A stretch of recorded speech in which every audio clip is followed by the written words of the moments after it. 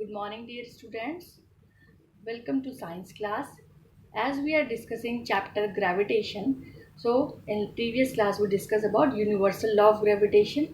Universal law of gravitation states that every object in the universe attracts every other object with a force which is directly proportional to the product of their masses and inversely proportional to the square of the distance between them, right? So here suppose we have two objects A and B of masses capital M and small m, and they are placing at a distance of D, right?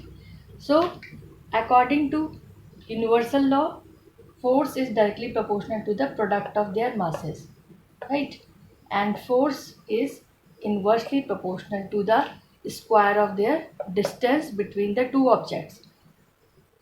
So when we combine the two equation 1 and 2, we get F is directly proportional to product, right? And inversely proportional to the square of the distance between them. If we replace or if we remove the proportionality constant, we get a constant here, right? So F is equals to G mm upon d square. G is the gravitational constant, or we can say that universal gravitational constant.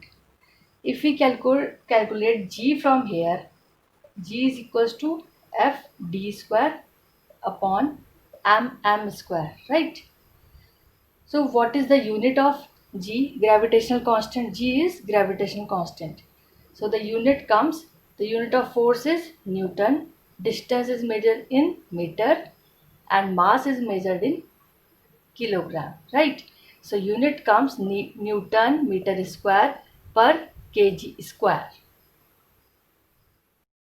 Now we do an example on universal law of gravitation.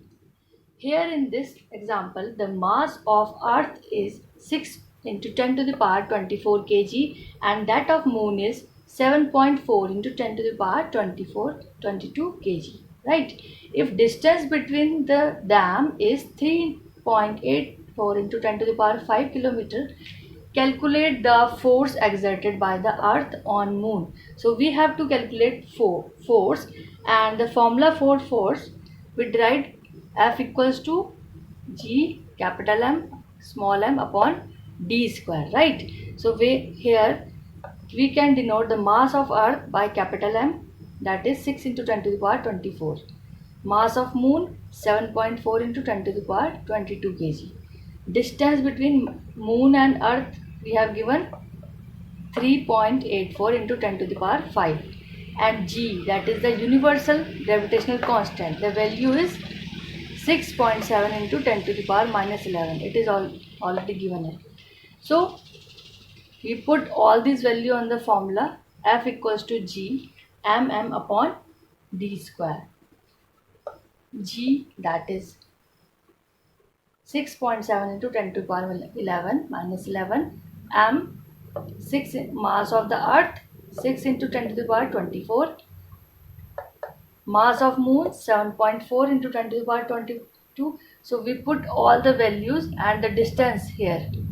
We get F equals to 2.01 into 10 to the power 20, and here comes Newton, that is the unit of force.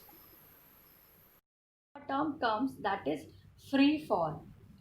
We know that Earth attracts each and every object towards themselves. So this is due to because of gravitational force, right? So when an object falls towards the earth under the force alone, means an object is falling under the influence of gravitational force only. If we leave an object from the top of the building, then it is called that object is moving under the force of gravity, right? So we say that object is in free fall, means no other force is taking place here, only the object is falling because of the gravitational force. So that fall is called free fall. So in this case, is there any change in the velocity of the falling object? If an object is falling from top towards earth, is there any change in the velocity? While falling, there is no change in the direction of motion, right? Object is coming in a straight direction, so there is no change in direction, and but due to earth's attraction, there will be a change in magnitude of velocity. Velocity changes here, so it means that acceleration occurring here, right? When velocity changes, so it means it involves acceleration. So whenever an object falls towards the earth, an acceleration is involved, right? And the acceleration is due to the earth. Earth is pulling the object, so the acceleration is because of the gravitational force of the earth. So this acceleration is called the acceleration due to gravitational force of the earth, right? And it is denoted by small g, and the unit is same just like a, that is meter per second square. So here we know that according to the second law of motion, that F equals to ma, right? But when we are talking about the gravitational acceleration due to gravity, so we write g instead of a, right? So in this chapter, acceleration is denoted by the small g, that is acceleration due to gravity. So we write F equals to mg, that is the equation number 1. And we also know that force between two objects, each and every object is attracting, so force is equals to g mm upon d square. We write it equation 2. So by comparing 1 and 2, we get mg equals to g mm upon d square. So m will be cancelled and g comes capital G m upon d square, that is acceleration due to gravity. But suppose an object is placing on the near about the surface of the earth, so what will be the distance between the two objects? It will come the radius of the earth, right? That is denoted by capital R. So the distance is denoted by capital R if an object is placing somewhere near about the earth. So G comes G equals to G mm upon R square, right? So now we calculate the value of small g, that is acceleration due to gravity. G, that is gravitational constant, the value is constant 6.7 into 10 to the power minus 11. You have to learn that. And mass of the earth is 6 into 10 to the power 24. And radius is approximately 6.4 into 10 to the power 6.